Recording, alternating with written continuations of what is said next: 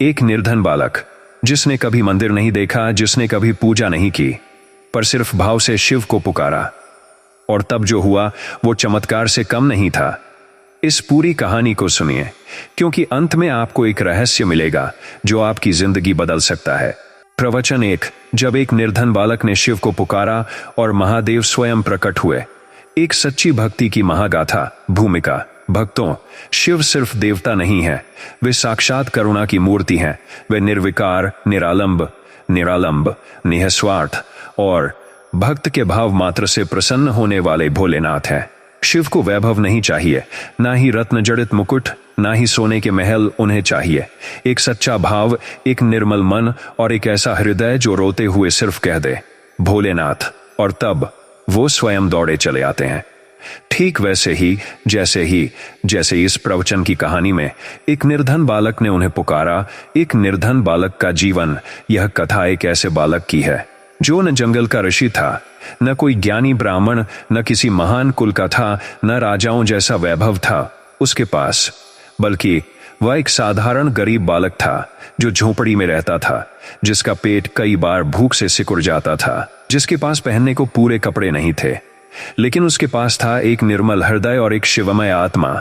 उसका नाम था भक्तू। बालक भक्तू का प्रेम। भक्तू को शिव की कहानियां अपनी मां से सुननी बहुत प्रिय थीं। उसकी मां कहती, बेटा, शिव किसी अमीर के नहीं होते, वो तो हर गरीब, हर रोने वाले, हर टूटी आत्मा के भगवान है। जो सच में पुकारे, शिव उसके पास जरूर आते हैं।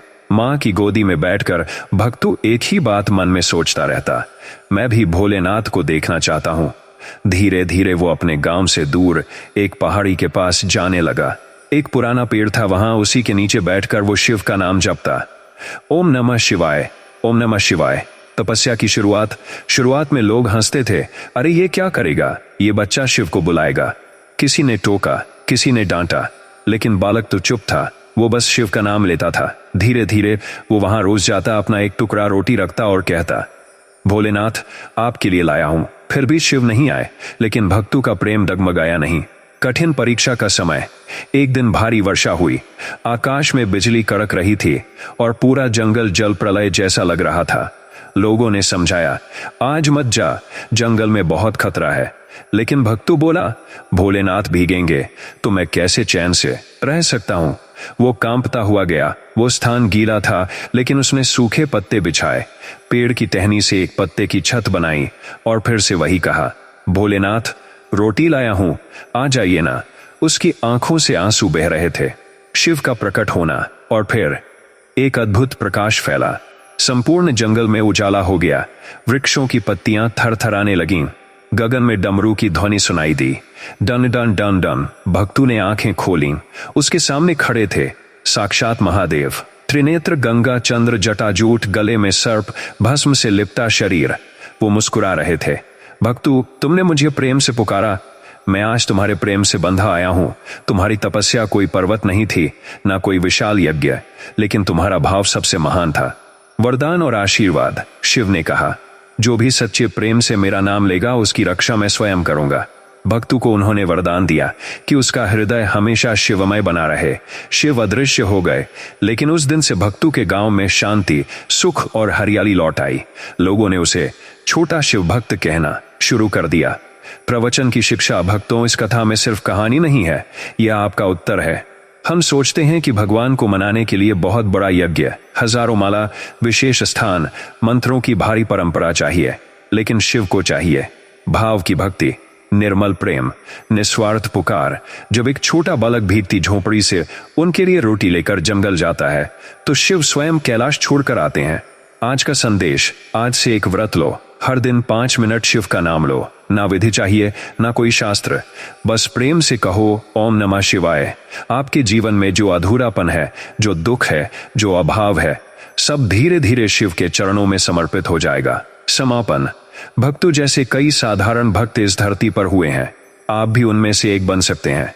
बस एक बार पूरे प्रेम से पुकार के देखो। भोलेनाथ कभी देर नहीं करते, क्योंकि वो भक्तों के साथ पहले से खड़े रहते हैं, बस हम देख नहीं पाते। प्रवचन 2। एक राक्षस की तपस्या। जब शिव ने अपने ही शत्रु को वरदान दे दिया, भक्ति, विश्वास और शिव की असीम करुणा की कथा। भूमिका। भक्तों, हम सब मानते हैं कि भगवान अपने भक्तों की सुनते हैं, पर क्या आप जानते हैं शिव ने राक्षसों को भी उतना ही दिया जितना संतों को। क्यों? क्योंकि शिव भाव के भूखे हैं। वो ना तो किसी के रूप को देखते हैं, ना कुल, जाति, चरित्र या कर्म। जिसने सच्चे मन से तप किया, शिव ने उसे कुछ न कुछ दिया ही है। आज की कथा है एक ऐसे राक्षस की जिसे सभी देवता शत्रु मानते थे, पर शिव ने उसे साक्षात वरदान दिया। कौन था वह राक्षस? उस राक्षस का नाम था बाणासुर। एक अत्यंत बलशाली राक्षस था। उसकी जन्मभूमि असुरों की नगरी शोणितपुर थी। उसका स्वभाव उग्र था, परंतु वह एक बात में बेहद विशेष था। उसे महादेव से अगाध प्रेम था। जहां अन्य राक्षस अहंकार से तपस्या करते थे, वहीं बाणासुर का ध्यान शिव के चरणों में समर्पित था। तप का आरंभ। बाणासुर ने अपनी राजधानी से दूर हिमालय की तलहटी में जाकर कई वर्षों तक उग्र तपस्या की। उसने भोजन त्याग दिया, जल तक त्याग दिया, और वह केवल ओम नमः शिवाय का जाप करता रहा। प्रकृति उसकी परीक्षा ले रही थी। कभी प्रचंड सर्दी, कभी आग बरसती धूप, कभी भूख की वेदना, कभी मस्तिष्क में भ्रम, लेकिन बाणासुर अडिग था। वर्षों की तपस्या और देवताओं की चिंता। हजारों वर्ष बीत गए। देवता चिंतित होने लगे। अगर शिव ने इस राक्षस को वरदान दे दिया तो वह त्रिलोक को संकट में डाल देगा। देवताओं ने शिव से प्रार्थना की, हे महादेव, यह असुर अति बलवान है, कृपा करके इसे रोको। शिव मुस्कुराए, देवों, मैं किसी के रूप से नहीं, उसके भाव से प्रभावित होता हूं। इस राक्षस के भीतर भक्ति है, और भक्ति को मैं कभी अस्वीकार नहीं करता। शिव का प्रकट होना। तपस्या की ज्वाला इतनी तीव्र हो गई थी कि पूरा ब्रह्मांड कांप उठा। तब शिव स्वयं प्रकट हुए। त्रिनेत्र से दिव्य प्रकाश निकला और सामने खड़े हो गए महादेव अपने भक्त बाणासुर के समक्ष। शिव बोले, बाणासुर, तुमने मुझे प्रसन्न किया है, मांगो, क्या वरदान चाहिए? बाणासुर की आंखों से आंसू निकल पड़े। उसने कहा, मुझे आप स्वयं चाहिए। मेरा एक ही वर है, आप मेरे जीवन में रहिए, मेरे रक्षक बन जाइए। शिव का वरदान। शिव ने उसे गले लगाया।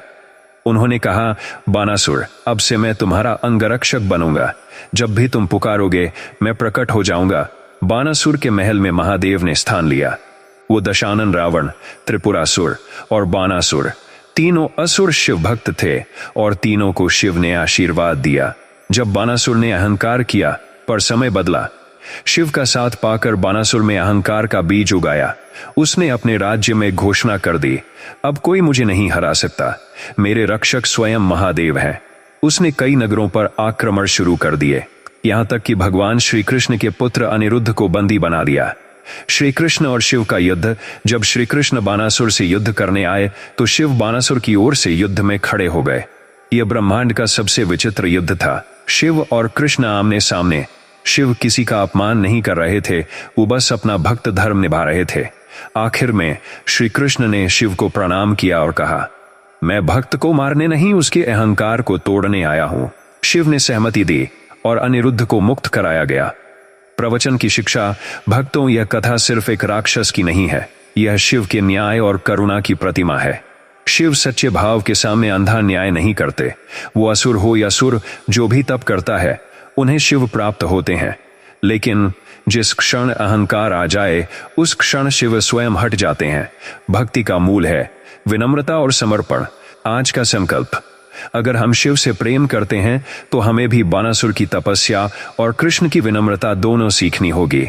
तभी शिव सदा हमारे साथ रहेंगे, और जब जीवन में संघर्ष आएगा वो हमारे रक्षक बनकर खड़े होंगे। समापन।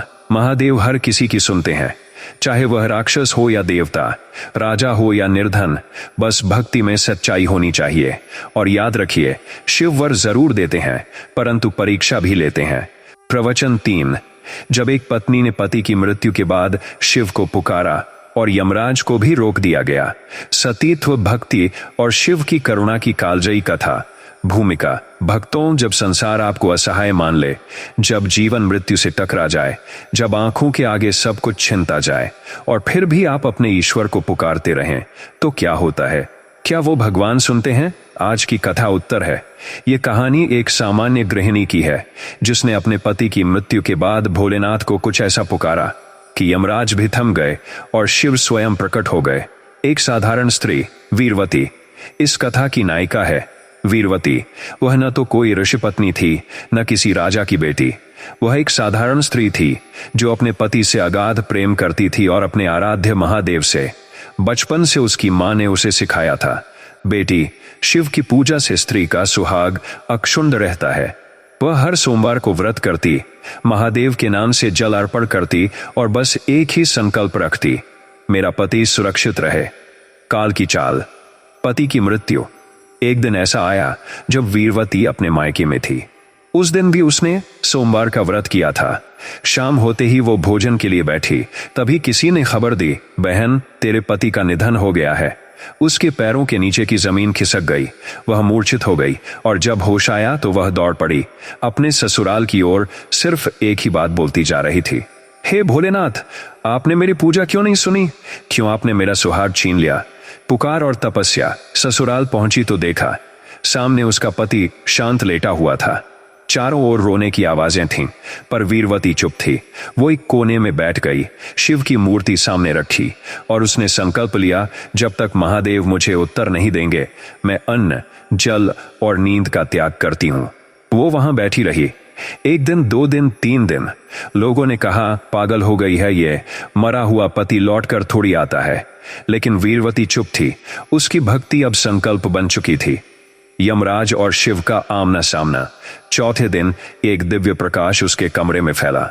वहीं सामने यमराज प्रकट हुए। उन्होंने कहा, वीरवती, तुमने मुझे रोकने का प्रयास किया है, तुम्हारा पति मेरे अधिकार में है, अब पीछे हट जाओ। वीरवती ने हाथ जोड़कर कहा, हे यमराज, आपने नियम निभाया, पर मैं भी धर्म निभा रही हूं, पतिव्रता धर्म, और मेरे आराध्य शिव ने वचन दिया है कि सती स्त्री की पुकार कभी व्यर्थ नहीं जाती।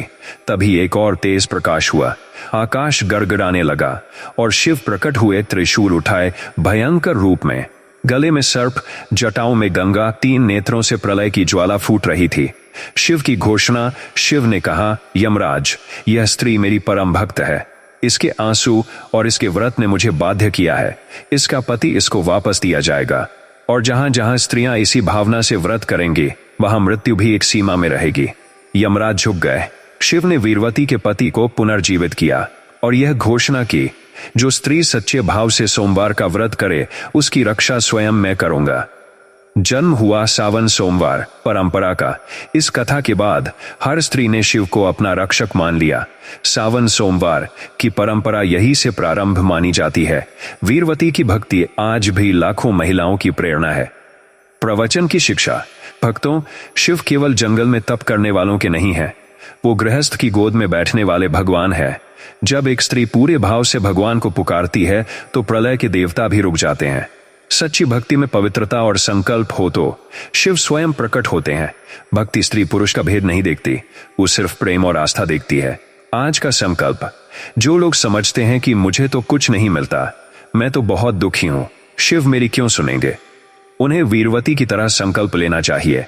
सिर्फ एक बार पूरे मन से कहिए, हे महादेव, मेरे जीवन में प्रकाश दो, और फिर देखिए आपके जीवन में भी शिव की कृपा अचानक कैसे बरसने लगती है। समापन। यह कथा सिर्फ एक स्त्री की नहीं है, यह हर उस आत्मा की कहानी है जो प्रेम, त्याग और विश्वास से अपने आराध्य को पुकारती है। शिव भूतों के स्वामी हैं, काल के नाथ हैं, पर भक्त के दास बन जाते हैं। प्रवचन 4। बाल तपस्वी उपमन्यु, जिसने आंखें खो दी पर शिव को पा लिया।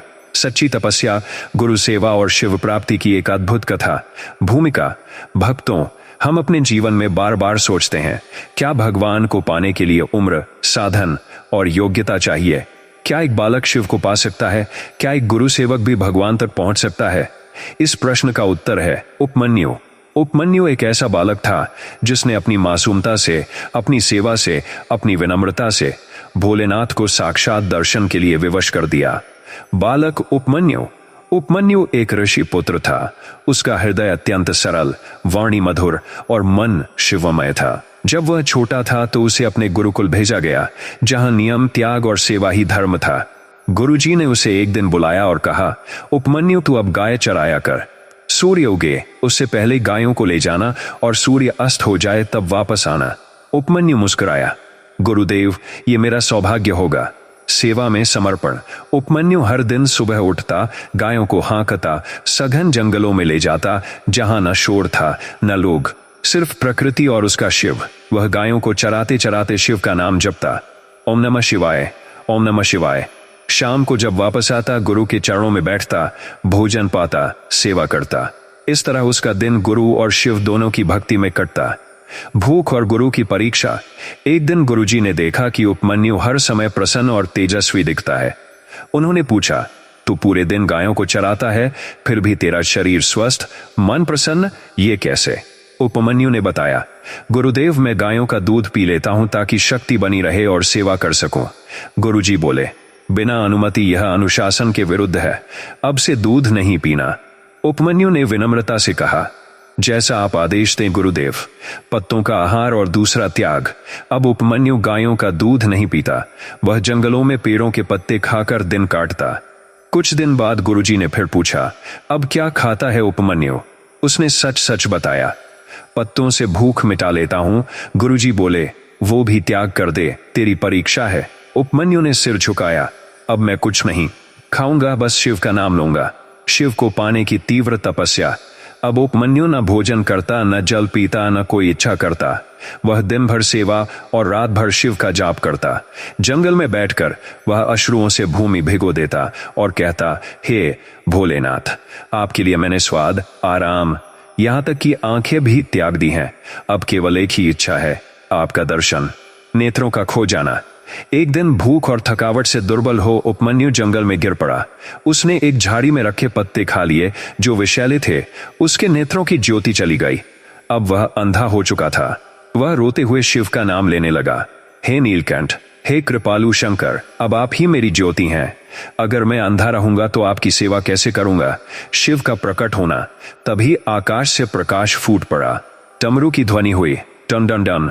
शिव प्रकट हुए, स्निग्ध मुस्कान के साथ, 3 नेत्रों वाले भोलेनाथ। उन्होंने उपमन्यु के सिर पर हाथ रखा, वत्स, तेरी सेवा, तपस्या और समर्पण से मैं प्रसन्न हूं, मान जो चाहे मांग ले।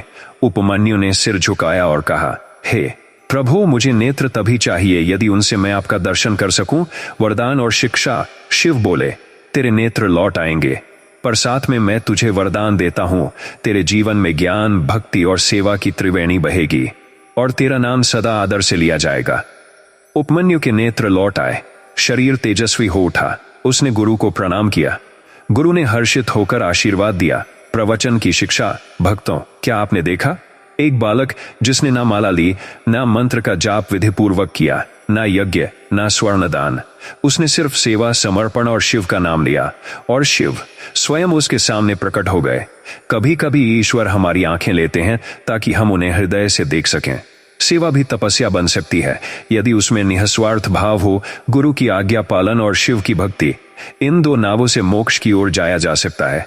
आज का संकल्प, आज से एक अभ्यास करें, 5 मिनट आंखें बंद कर शिव का नाम लें, जैसे उपमन्यु ने लिया था। ना इच्छा, ना मांग, बस एक बार दर्शन दे दो। समापन। उपमन्यु की कथा हमें सिखाती है कि भगवान उम्र नहीं देखते, बल नहीं देखते, परिस्थितियां नहीं देखते, वो सिर्फ भाव देखते हैं, और जिस भाव में सत्य होता है वह स्वयं शिव बन जाता है। प्रवचन 5, पार्वती की परम तपस्या। जब शिव स्वयंवर बनकर आए, सत्यत्व, तप, प्रेम और शिव की स्वीकृति की आदिशक्ति कथा।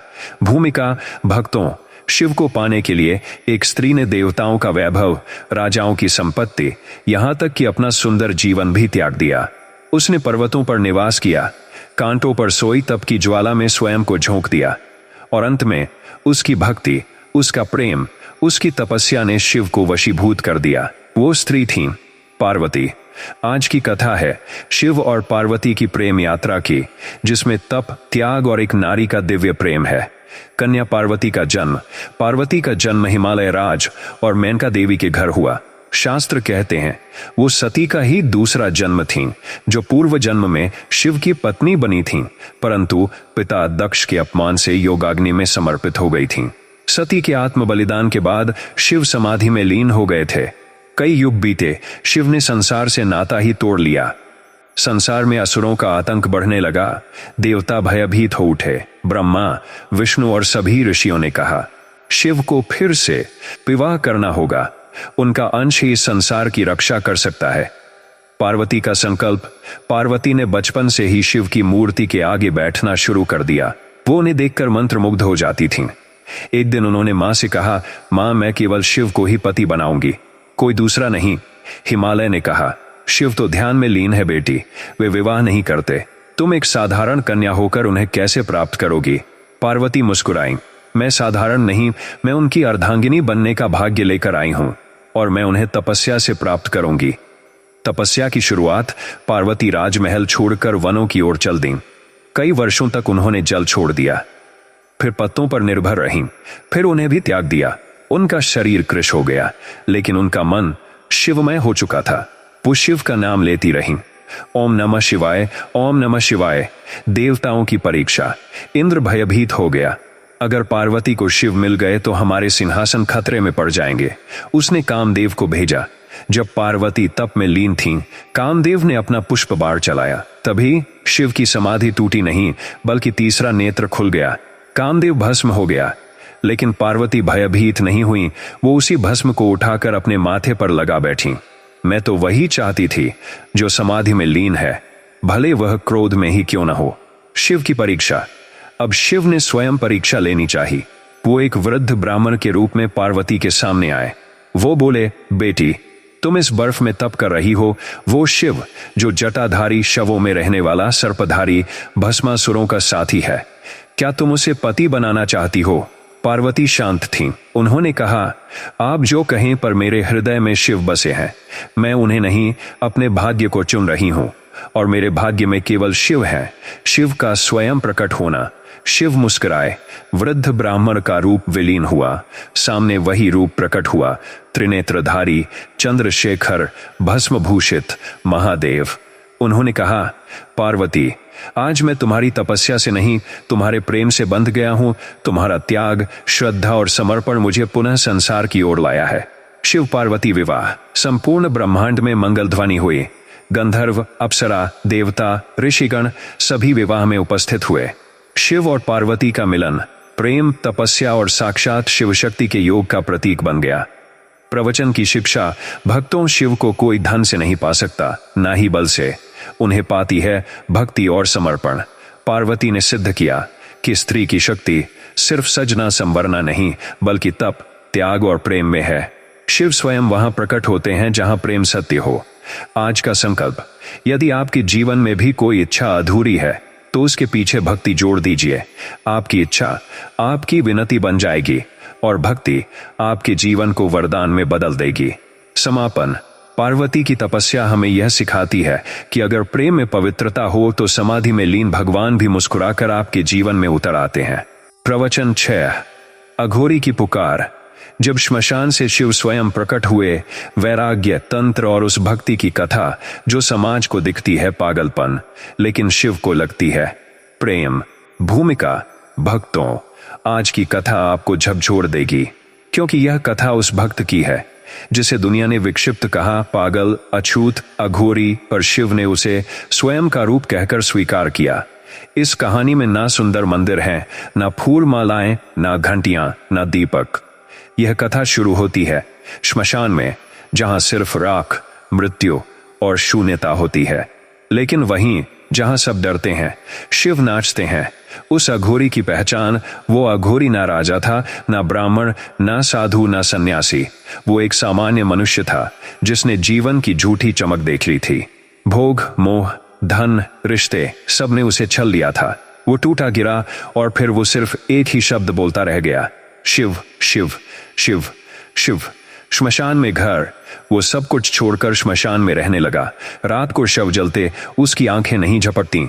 वो सिर्फ एक टगअग्नि को देखता और कहता, हे श्मशानवासी, मैं जानता हूं तू यही कहीं है, या तो प्रकट हो जा या मुझे भी राख बना दे। वो राख उठाकर अपने शरीर पर मलता, हड्डियों से माला बनाता और चिता की आग के आगे बैठ भूखा, प्यासा, निष्कलंक शिव का नाम लेता रहता। समाज का तिरस्कार। लोग उसे देखते और कहते, ये पागल है। बच्चे उसे पत्थर मारते, मंदिरों से निकाल दिया जाता। कोई भोजन देता तो वो कहता, मुझे अन्न नहीं, मुझे शिव चाहिए। दिन बीतते गए, साल बीते, पर वो अघोरी अडिग रहा। तब की ऊंचाई। एक रात श्रावण की अमावस्या थी। पूरा श्मशान शवों से भरा था। बारिश हो रही थी, आकाश में बिजली चमक रही थी। अघोरी उसी चिता पर बैठा जहां एक शव जल रहा था। वो आंखें मूंद कर बोल रहा था, आ जाना शिव, नहीं तो ये शरीर तुम्हारे नाम पर अग्नि को समर्पित कर दूंगा। तभी शव की अग्नि बुझ गई। गगन से डमरू की आवाज आई, डन डन। शिव का प्रकट होना। श्मशान की छाया में शिव प्रकट हुए। त्रिनेत्र खुला, भस्म से भरा शरीर और करुणा की अगाध धार। वो आगे बढ़े और बोले, वत्स, लोग तुझे अघोरी कहते हैं, पर मैं तुझे घनिष्ठ कहता हूं, क्योंकि तू वहां बैठा जहां लोग डरते हैं। तूने मुझे उस रूप में पुकारा जो मैं हूं, श्मशानवासी, भूतनाथ, भस्म प्रिय।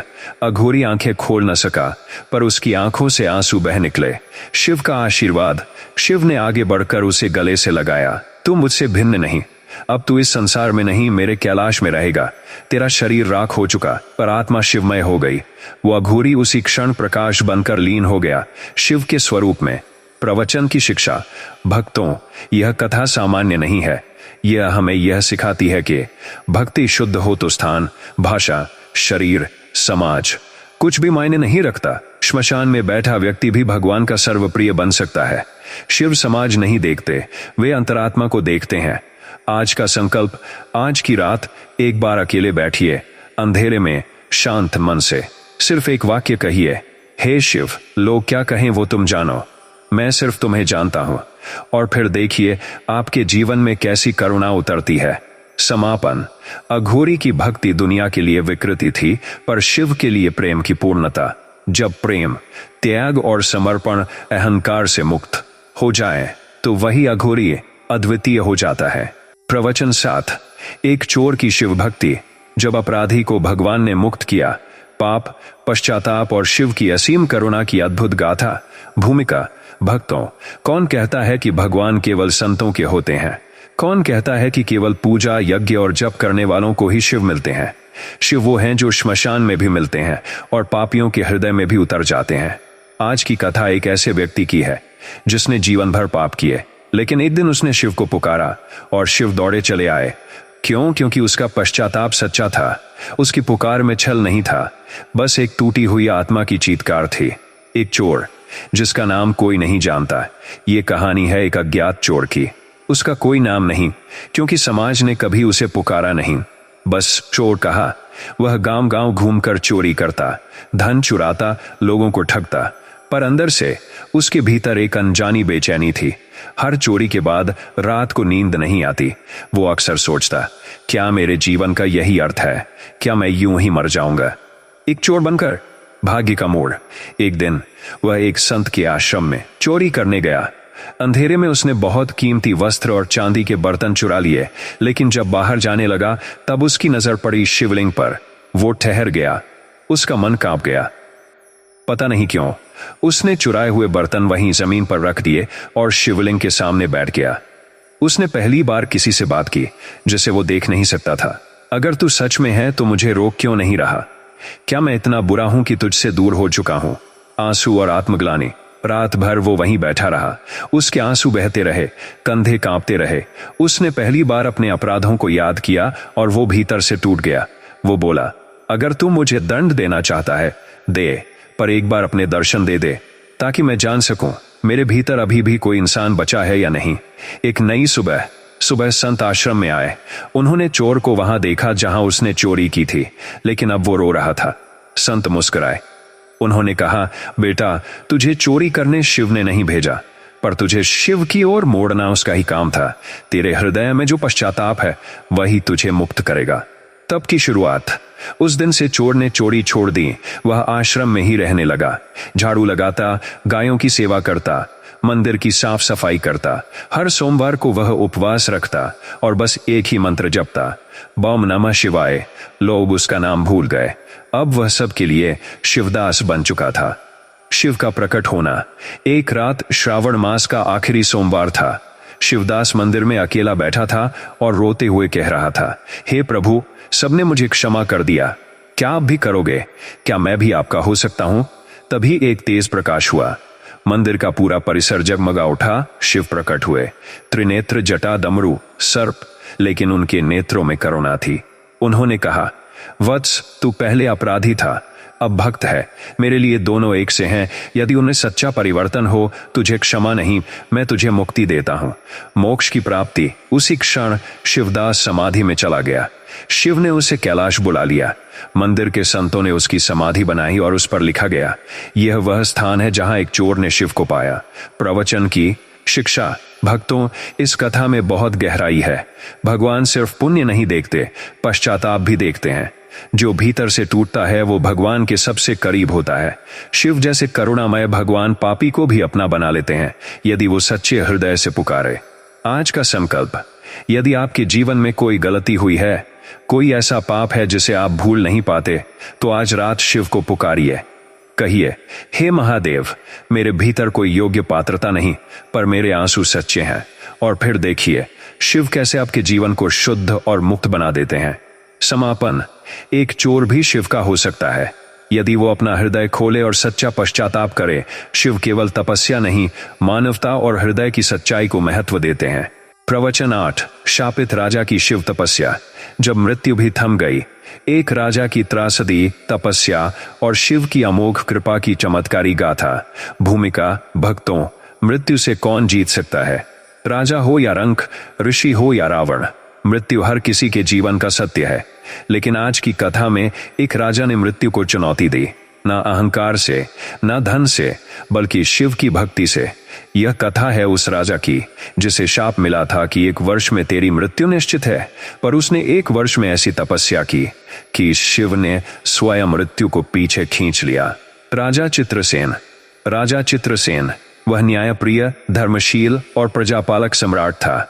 एक दिन वन में शिकार करते हुए उसने गलती से एक तपस्वी के ध्यान में विघ्न डाल दिया।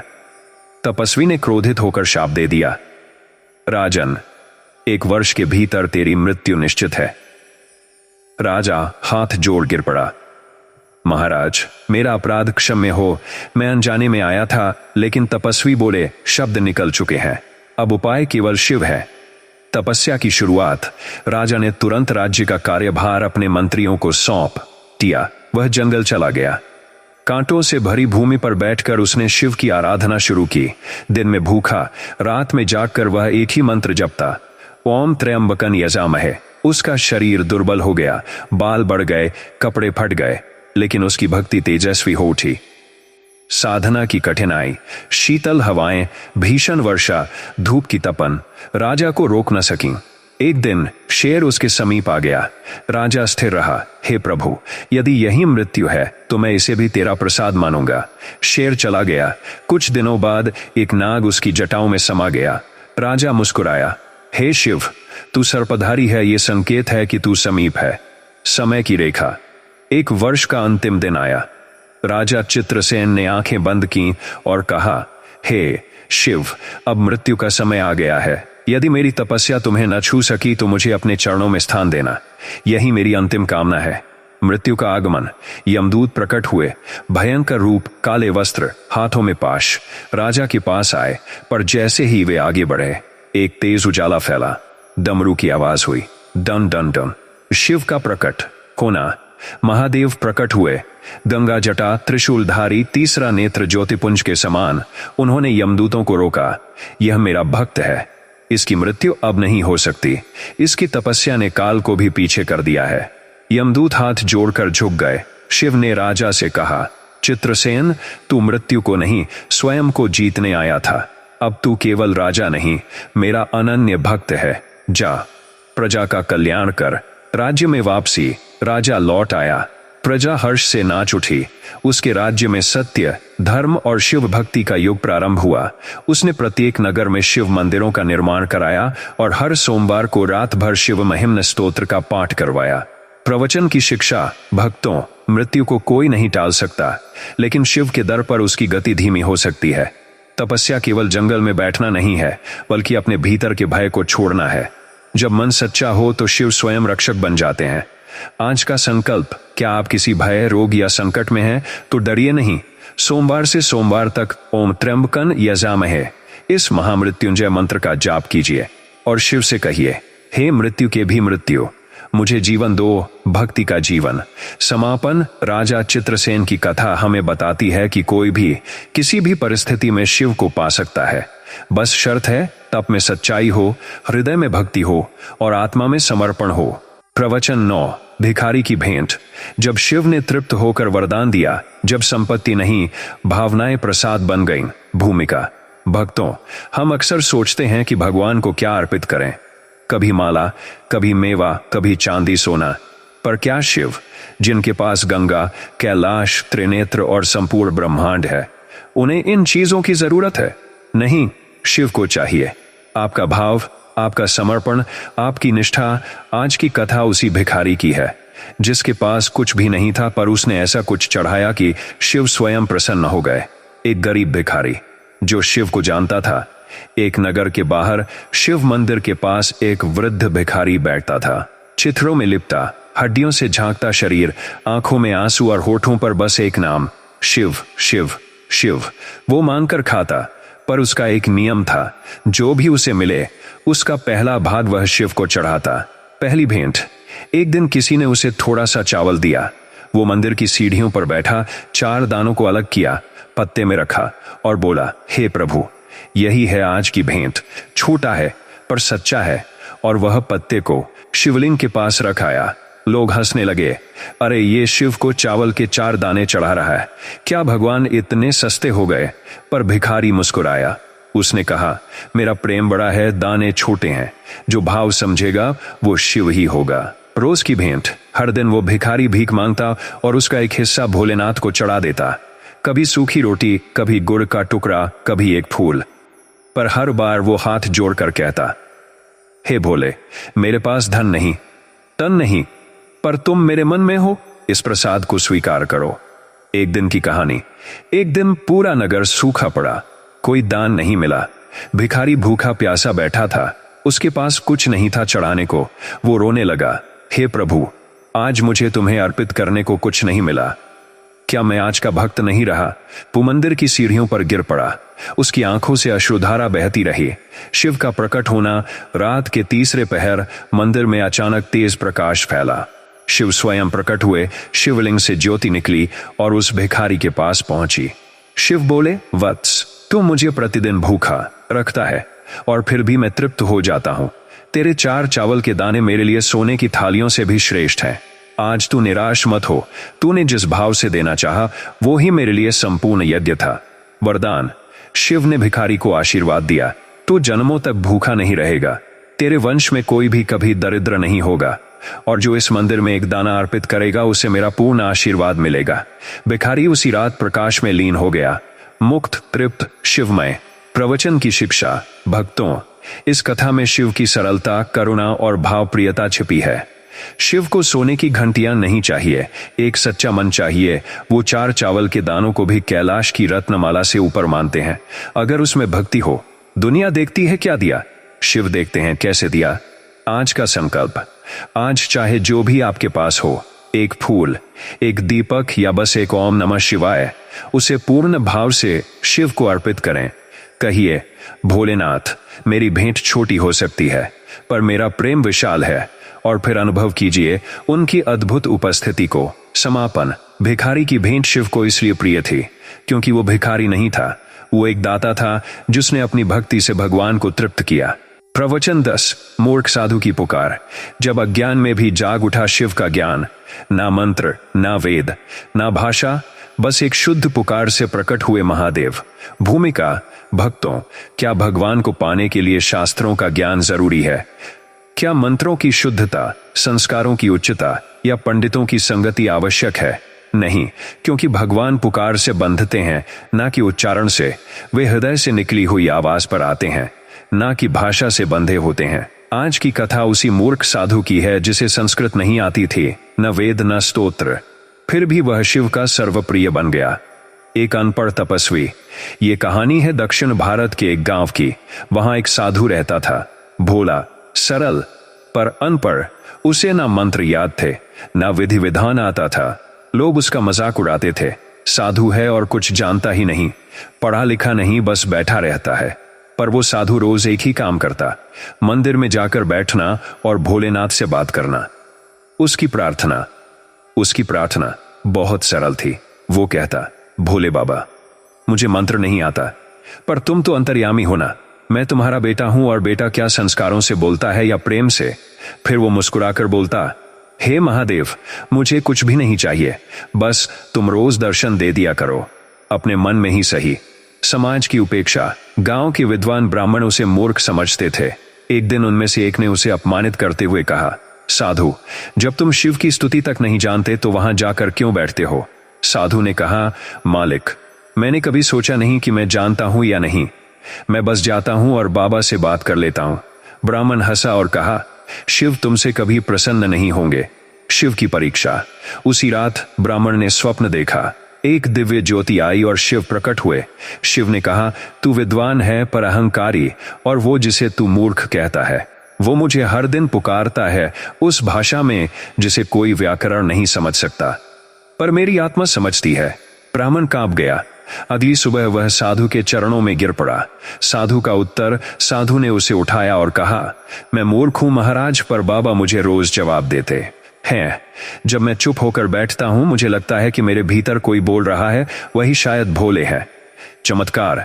उस दिन के बाद उस गांव में अजीब शांति फैल गई। लोग उस साधु को ज्ञान योगी मानने लगे, और उसने फिर भी कभी शास्त्र नहीं सीखे। वो बस शिव को बाबा बाबा कहता रहा, और उसकी आंखें निरंतर शिवमयी रहती। प्रवचन की शिक्षा। भक्तों, यह कथा हमें बताती है कि शिव ज्ञान से नहीं, प्रेम और सरलता से मिलते हैं। भगवान हृदय के भावों की भाषा जानते हैं, ना कि श्लोकों की गूंज। जब कोई सच्चे मन से कहता है, बाबा मुझे नहीं आता, तो भगवान कहते हैं, वत्स, मुझे तो यही पसंद है। आज का संकल्प। अगर आपको भी लगता है कि आपको पूजा का तरीका नहीं आता, मंत्र याद नहीं या विधि नहीं आती, तो भी हताश मत होइए।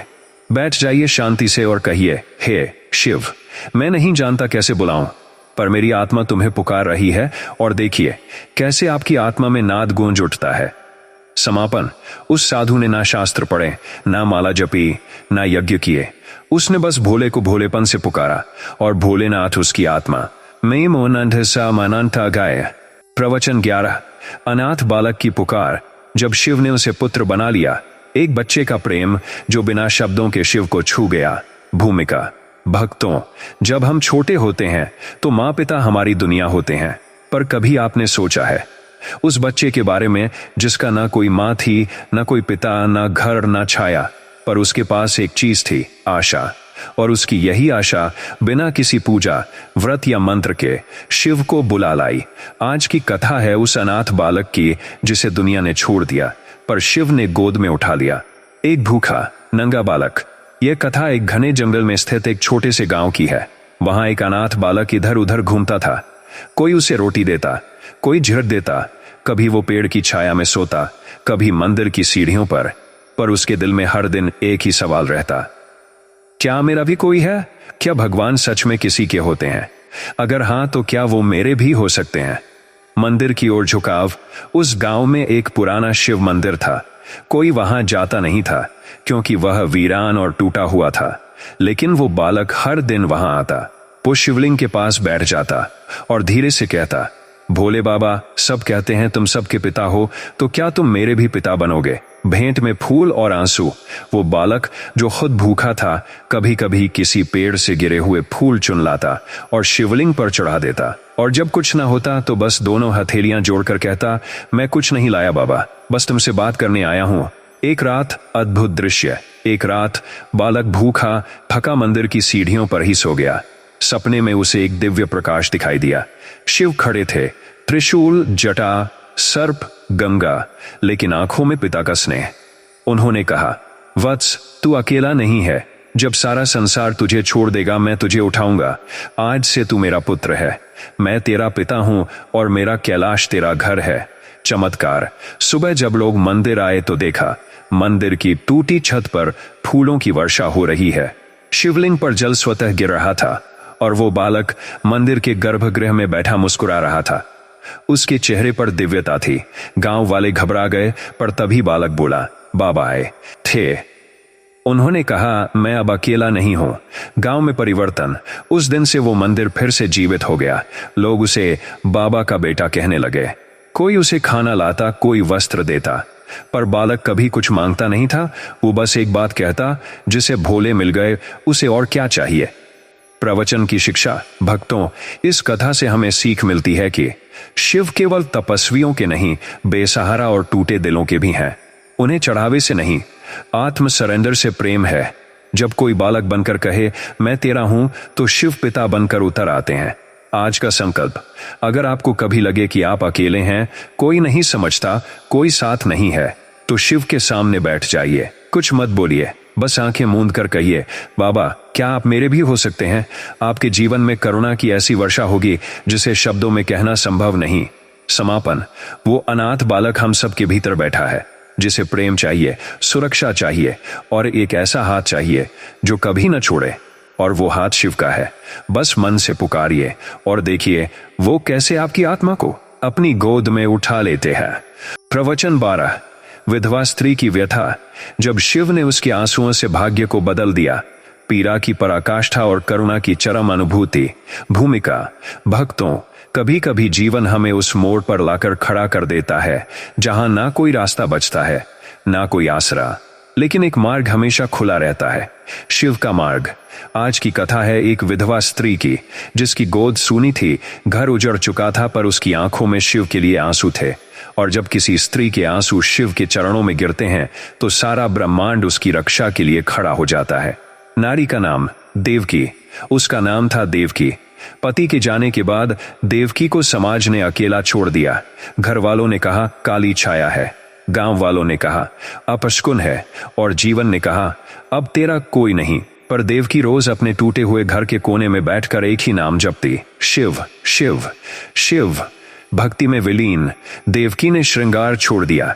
कभी मंदिर जाती तो कोई उसे रोक देता। विधवा मंदिर नहीं जाती, शिव को अपवित्र कर देगी।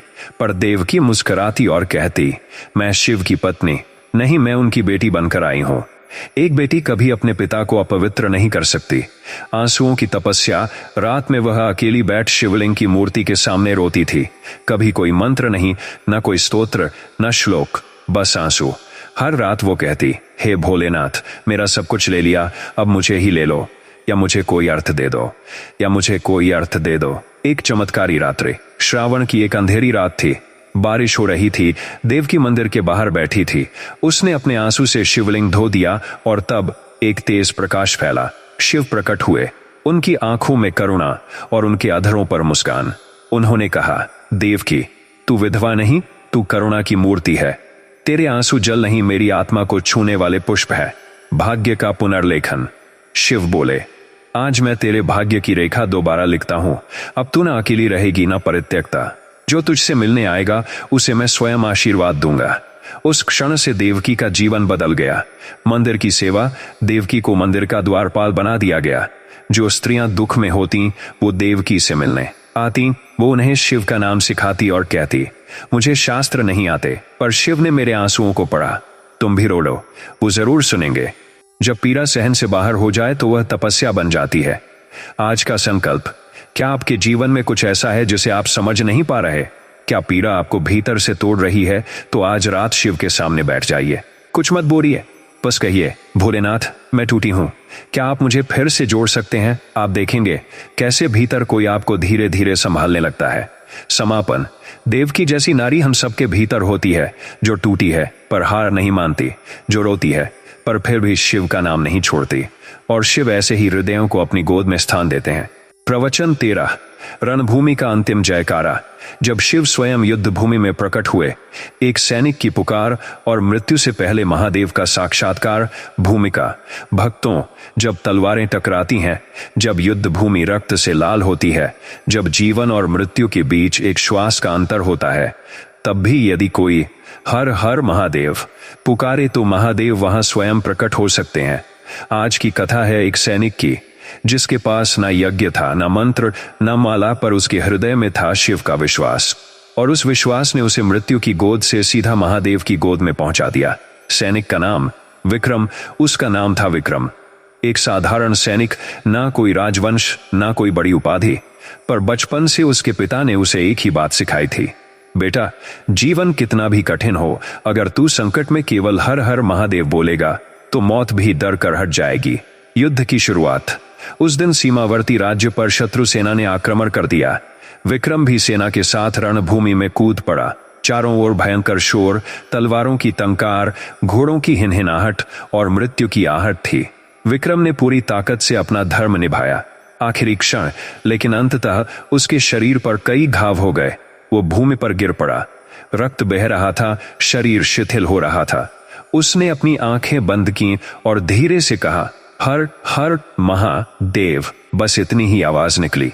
फिर मौन, पर उस मौन के अंदर एक ऐसी शक्ति थी जो ब्रह्मांड को भी हिला सकती थी। शिव का प्रकट होना। तभी रणभूमि में एक दिव्य ज्योति प्रकट हुई। शत्रु और मित्र सब स्तब्ध। कोई समझ नहीं पाया कि क्या हुआ। सिर्फ एक सैनिक विक्रम ने अपने अर्धचेतन मन से देखा। त्रिशूलधारी, जटाजूटधारी, भस्म लिप्त शिव रणभूमि में खड़े हैं। उन्होंने विक्रम के सिर पर हाथ रखा और कहा, वत्स, तू केवल युद्ध नहीं लड़ा, तू विश्वास की विजय लेकर आया है। तेरे अंतिम शब्द मेरे लिए यज्ञ से भी पवित्र थे। मोक्ष की प्राप्ति। शिव ने विक्रम को अपने कंधे पर उठाया और कहा, अब तू रणभूमि का योद्धा नहीं, कैलाश का प्रहरी बनेगा। उसी क्षण विक्रम के शरीर से तेज निकलकर आकाश में समा गया। युद्ध भूमि शांत हो गई। शत्रु सेना पीछे हट गई। कोई नहीं जान पाया कौन आया कौन गया, पर विक्रम के होठों पर मरते समय भी मुस्कान थी। प्रवचन की शिक्षा। भक्तों, इस कथा से हमें सीख मिलती है। संकट और मृत्यु के समय अगर आपके होठों पर हर हर महादेव है तो समझिए आप अकेले नहीं हैं। शिव रणभूमि में भी अपने भक्त को नहीं छोड़ते। भक्ति का कोई समय, स्थान या विधि नहीं होती। एक अंतिम पुकार ही सब कुछ बदल सकती है। आज का संकल्प। क्या आप जीवन की किसी रणभूमि में हैं? क्या आप संघर्ष कर रहे हैं? तो उठिए और गहराई से, शुद्ध हृदय से कहिए, हर हर महादेव। ये केवल शब्द नहीं, एक महासंकेत है जिसे सुनकर स्वयं शिव आपकी रक्षा के लिए उतरते हैं। समापन। सैनिक विक्रम ने तलवार नहीं, श्रद्धा से युद्ध जीता और शिव ने दिखा दिया कि जब भक्त अपने अंतिम क्षण में उन्हें पुकारता है तो वे मृत्यु को भी रोक सकते हैं। प्रवचन 14। नास्तिक व्यापारी की करुणा। जब शिव ने उपहास को भक्ति में बदल दिया, अहंकार की हार और शिव कृपा की विजय। भूमिका। भक्तों, कभी कभी जीवन हमें इतनी दौलत दे देता है कि हम ईश्वर को तुच्छ समझने लगते हैं। हम कहते हैं, भगवान क्या देंगे, सब कुछ तो हमने अपनी मेहनत से पाया है। पर महादेव की कृपा जब चलती है तो नास्तिक भी भक्तों की प्रथम पंक्ति में खड़ा हो जाता है। आज की कथा है एक ऐसे व्यापारी की जो शिव की हंसी उड़ाया करता था, पर जब उसकी दुनिया पलटी तो उसने शिव को अपने हृदय का केंद्र बना लिया। व्यापारी का नाम सेठ हरिदास। हरिदास नाम भले ही हरिदास था, पर मन धन दास बन चुका था।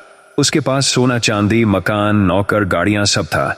वह अक्सर कहता, ये सब मेरी अक्ल से है, भगवान ने कुछ नहीं किया। शिव मंदिर के पास से गुजरता तो कहता, पता नहीं लोग इस पत्थर को क्यों पूजते हैं। उपहास और अहंकार। हरिदास ने मंदिर के पुजारी को ताना मारा, तुम्हारे शिवजी ने तुम्हें क्या दिया? तुम भूखे हो, नंगे हो, और मैं एक राजा की तरह जी रहा हूं। पुजारी ने शांत भाव से उत्तर दिया, बाबा जब देंगे तो तुम्हें अपना सारा वैभव उनके चरणों में डालना पड़ेगा। हरिदास हंसकर चल पड़ा, कभी नहीं होगा ऐसा। जीवन में तूफान। कुछ ही समय बाद हरिदास का व्यापार डूब गया। उसके गोदाम में आग लग गई। बैंक ने कर्ज चुकाने को कहा। दिनों में राजा से रंक बन गया। जो उसके दरवाजे पर भीड़ लगाकर बैठते थे वो सब गायब हो गए। पत्नी बीमार हो गई, बेटे ने घर छोड़ दिया। शिव मंदिर की सीढ़ियां। एक दिन भूखा प्यासा हरिदास मंदिर की सीढ़ियों पर आ बैठा। पुजारी ने उसे देखा और पास बुलाया।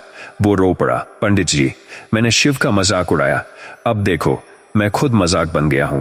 पुजारी मुस्कुराया और कहा, अब तुम तैयार हो उनसे मिलने के लिए। शिव से पहली प्रार्थना। हरिदास पहली बार शिवलिंग के सामने बैठा। हाथ कांपते थे, आंखें नम थीं। उसने कुछ नहीं मांगा, बस बोला, हे महादेव, मैं बहुत बड़ा मूर्ख था, पर अगर आप सच में हैं तो मुझे दोबारा मनुष्य बना दो। धन नहीं चाहिए, बस शांति चाहिए। शिव का उत्तर।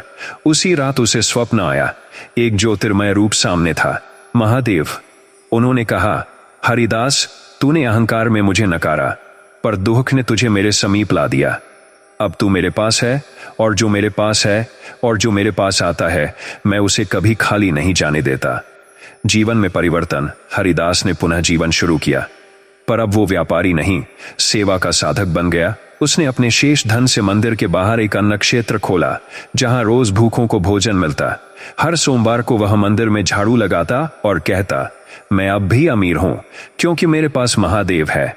प्रवचन की शिक्षा। भक्तों, यह कथा हमें यह सिखाती है, कभी अपने वैभव पर घमंड मत करो, वो शिव की दृष्टि में क्षणिक है। जो शिव का मजाक उड़ाते हैं उन्हें शिव सजा नहीं, शिक्षा देते हैं। दुख जब आता है तो समझिए, भोले आपको खुद बुला रहे हैं। आज का संकल्प।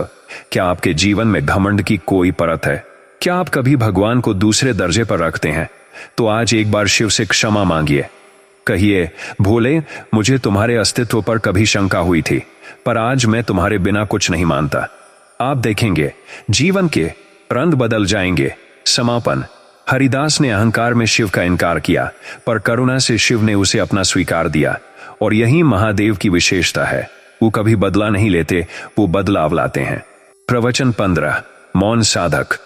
जब शिव ने आत्मा में वाणी बनकर प्रकट किया स्वयं को, शब्द जहां थम जाएं, वहां से शुरू होता है शिव का साक्षात्कार। भूमिका।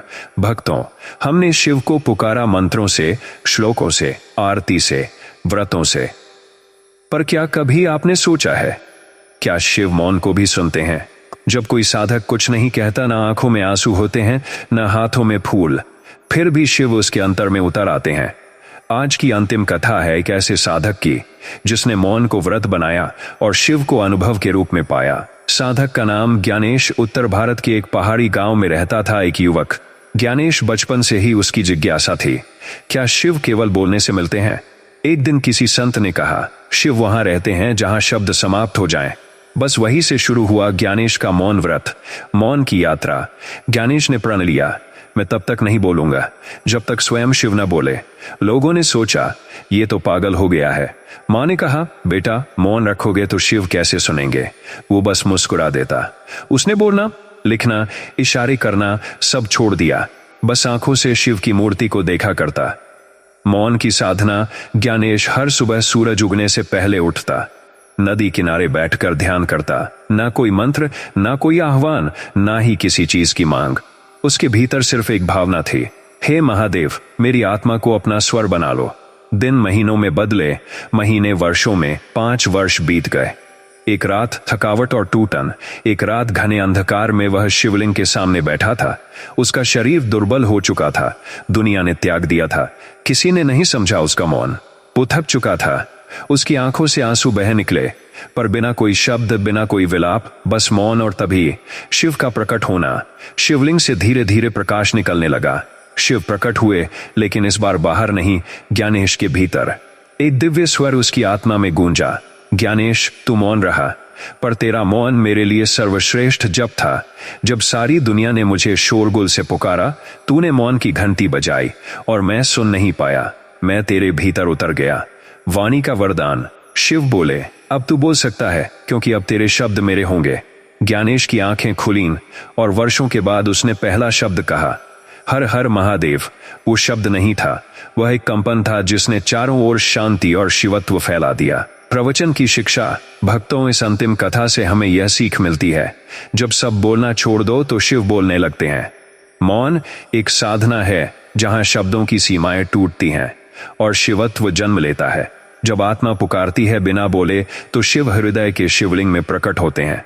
आज का अंतिम संकल्प। आज कुछ क्षण शांत होकर बैठिए। कोई मंत्र नहीं, कोई आरती नहीं, बस आंखें बंद करके मन से कहिए, हे महादेव, तुम मुझ में बोलो।